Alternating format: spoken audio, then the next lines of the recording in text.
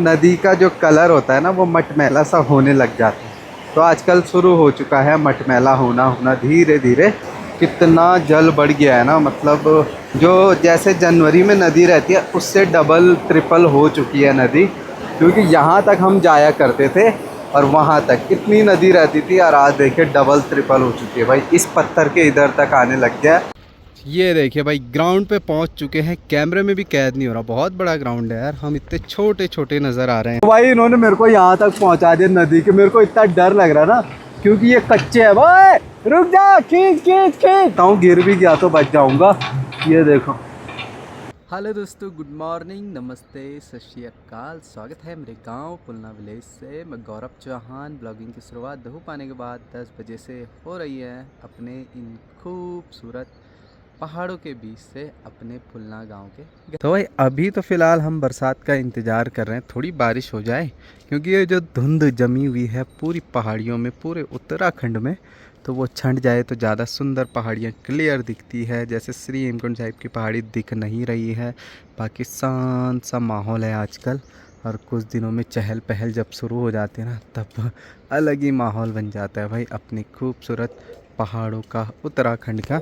और इस साल की गर्मी का क्या कहना भाई, बहुत गर्मी है। गर्मी से बुरे हाल हो रखे अपने बिल्लों के, है ना। ये धूप आते ही परेशान हो जा रहे भाई। अब खाना भी कम कम ही खा रहे हैं, इनकी भूख भी ख़त्म हो रही है गर्मी आते आते।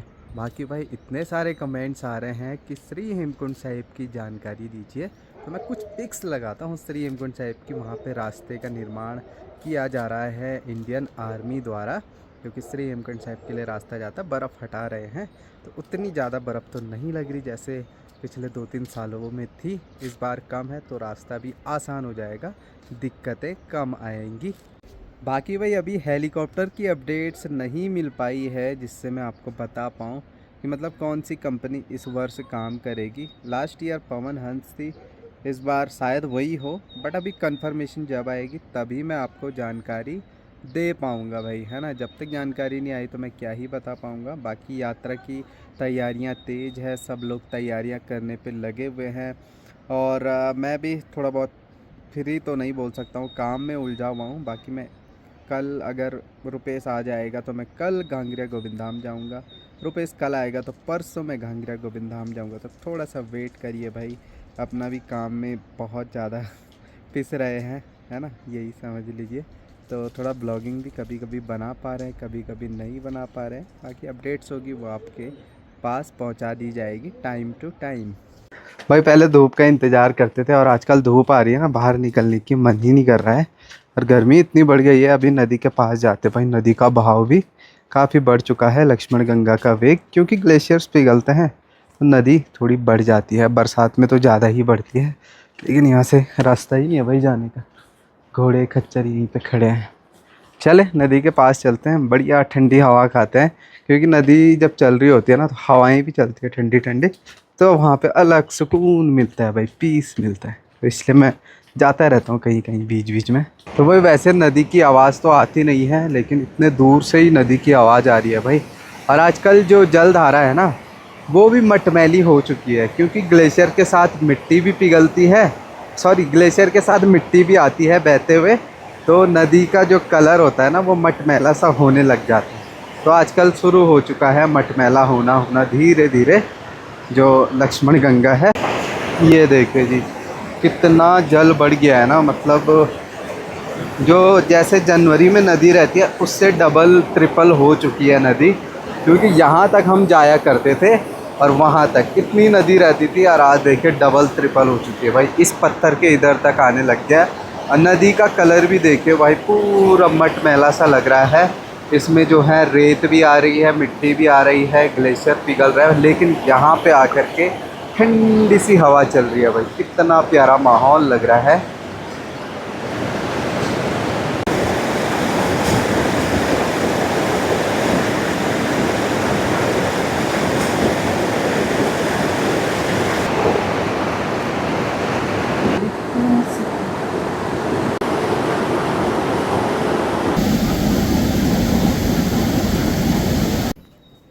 मोटू उस्ताद गर्मी लग रही, मोटू उस्ताद गर्मी लग रही। तो सुबह तक तो इनको ठंडा लग रहा है, बिस्तरी में रहते हैं और अभी इतनी गर्मी लग रही है, ऐसे लेट रहे हैं ये फर्श में, पर ठंडा हो जाए इनको। क्यों मोटू, है कि नहीं, है नहीं मोटू, मोटू है। तो भाई कभी सोचा नहीं था यहाँ पे गाड़ियाँ आएंगी अपने गांव के खेतों में। देखो सड़क अभी फ़िलहाल टेम्पररी ज़रूर है, लेकिन गाड़ी यहाँ भी पहुँच रही है, इजी हो गया हर एक चीज़। और यहाँ पे चाचा जी और ने गेट भी लगा दिया है, क्योंकि अब हमारी जो पर्सनल गाड़ी रहेगी यात्रा के दिनों, ये रहेगी यहाँ पे खड़ी। यहाँ पे जो थोड़ा स्पेस बना रखा है, देखो गाड़ियाँ खड़ी कर रहे हैं, स्कूटी खड़ी कर रहे हैं, सब अच्छा हो गया भाई। सामान ले जाने में, लाने में, हर एक चीज़। गेट खोलो, गाड़ी अंदर पार्क करो, है ना। और यहाँ पे हो सकता है मैकेनिक शॉप खुले, और बाइक वगैरह के लिए भी यहाँ पे स्पेस है पैसे पार्किंग के लिए। तो देखेंगे, चाचा से पूछेंगे क्या है क्या नहीं है। तो जैसे आते हैं यात्री तो यहाँ पे पार्क वैसे लगा सकते हैं बाइक वगैरह, कोई दिक्कत नहीं आएगी। आज सुबह से हल्का फुल्का मौसम ख़राब था और अभी बारिश भी हो रही है हल्की फुल्की, तो मौसम ठंडा हो गया है भाई। ये देखें हल्की हो रही है बारिश है, लेकिन हमें थोड़ी ज़्यादा चाहिए थी।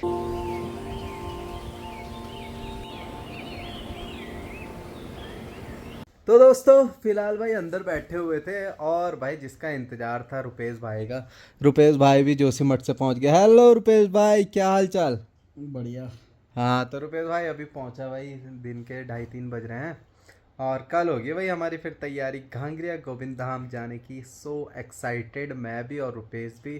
काम भी देख लेंगे और आराम आराम से प्रकृति के नज़ारों का आनंद लेंगे, अच्छे चित्त से भाई, प्रसन्न चित्त से एंजॉय करते करते जाएंगे, और आपको भी नज़ारे दिखाएंगे घांगरिया गोविंद धाम के श्री हेमकुंड साहिब यात्रा मार्ग के। तो भाई मैं तो एक्साइटेड हूँ, और आपका इंतज़ार भी ख़त्म होगा, तो वेट करिए, वेट एंड वॉच। क्यों रूपी भाई? बिल्कुल। और आजकल ठीक है बढ़िया है भाई, तो स्मार्ट लग रहा भाई आजकल, छोटे छोटे बालों में, हेयर कट में, बिल्कुल है। समय के साथ बदलना। बारिश भी लेके आ गया साथ में। बढ़िया यार, बारिश बहुत जरूरी थी। चलो भाई ऐसे ही होना चाहिए। तो भाई आज ना मौसम इतना प्यारा हो रखा है कि घूमने की इच्छा कर रही थी। अभी शांत और ठंडी हवाएं के साथ नदी के किनारे किनारे हम जा रहे हैं ऊपर ग्राउंड के पास, और जहाँ से पहले जेसीबी गुजरी थी उसी रास्ते से जा रहे हैं। ये रास्ता भी पैदल के लिए बढ़िया हो गया भाई। अब मौसम भी देखे बदल रहा है, सामने वाली चोटियों में हल्का फुल्का मौसम ख़राब, बर्फ़बारी हो रही होगी श्री हेमकुंड साहिब में। तो रुपेश भी आ गया, और कल जाएंगे भाई हम घांगरिया के नज़ारों के दर्शन करने के लिए, साथ में आपको भी ले जाएंगे स्वर्ग को दर्शन करने के लिए। चलिए आगे आगे चलते हैं, घूमते हैं। ये देखो इतना ठंडा हो गया, दिन में बंडी में घूम रहा था और अभी जैकेट में। तो यही है भाई, पहाड़ों का यही है मौसम। तो इसलिए यहाँ का भरोसा नहीं है। आप भी जब यात्रा में आओ तो ये मत समझो कि 45 डिग्री सेल्सियस होगा ऊपर घांगरिया में। वहाँ शाम को होता है ठंडा, सुबह ठंडा। फिर श्री हेमकुंड साहिब में जहाँ बर्फ़ ही नहीं पिघल रही हो, तो वहाँ कितना ठंडा होगा। तो उस हिसाब से आपको कपड़े गर्म लेके आने हैं।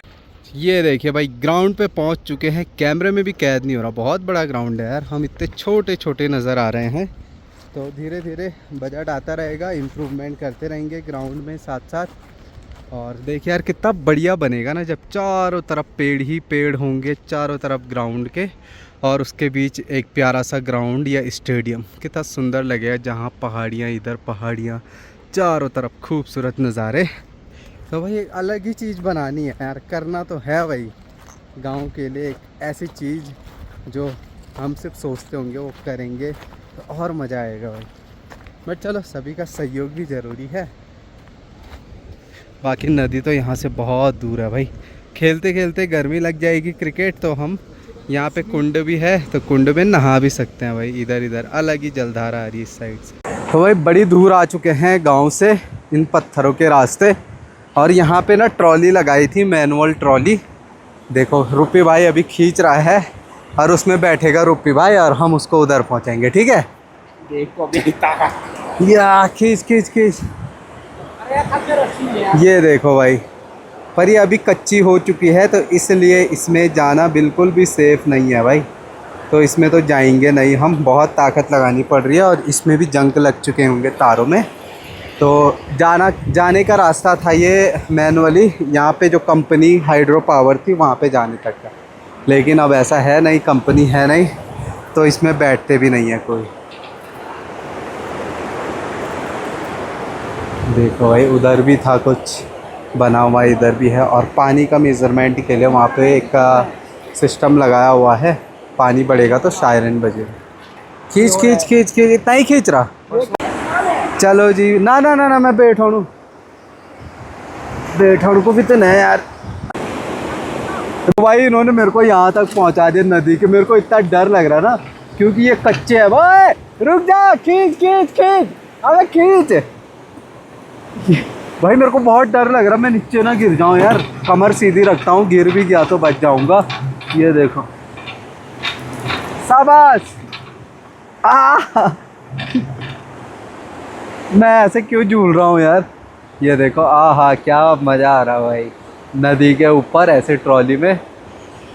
ओए थाम के रखना, ठीक है, उतर रहा मैं। देखो भाई छोड़ने से खुद ही जा रहा है, ये उधर चला गया भाई, वहाँ से खींचते लाए थे भाई। ये कच्चा नहीं रहता ना, जैसे टूट रखे तो मैं पक्का पूरा नदी तक जाता भाई, पर उधर से खींचनी पड़ेगी दूसरे तार से, क्योंकि यहाँ है झरना अपना, तनफा झरना। तो भाई बहुत ज़्यादा घूमे, एंजॉय किया, और अब कल की तैयारी करनी है, कल घांगरा गोविंद धाम जाना है और आपको नज़ारों के दर्शन कराना है। लगातार बारिश हो रही, मौसम भी कूल ठंडा हो गया, लेकिन यार 2-3 घरों में लाइट ही नहीं आ रखी, क्योंकि लाइट वाले कल आज पोल पे चढ़े थे दिन में, सुबह से लाइट ही नहीं है भाई, पता नहीं क्या लापरवाही रहती है ना। तो चलो, ड्रोन चार्ज करना था, वो चार्ज हो नहीं पाएगा, पावर बैंक थोड़ा चार्ज है, उससे मैं मोबाइल चला रहा हूँ। बाकी रुपेश भाई के घर पे है लाइट, तो फ़िलहाल वो वहाँ पे चार्ज वगैरह कर लेगा, और कल सुबह 7-8 बजे तक निकलेंगे हम यहाँ से, और आराम से जाएंगे घांगरा गोविंद धाम, आराम से शाम तक वापसी लौटेंगे। तो चलिए दोस्तों, ब्लॉग एंड करते हैं, मिलते हैं अगले नेक्स्ट ब्लॉग में, तब तक के लिए take care, bye, love you, bye दोस्तों।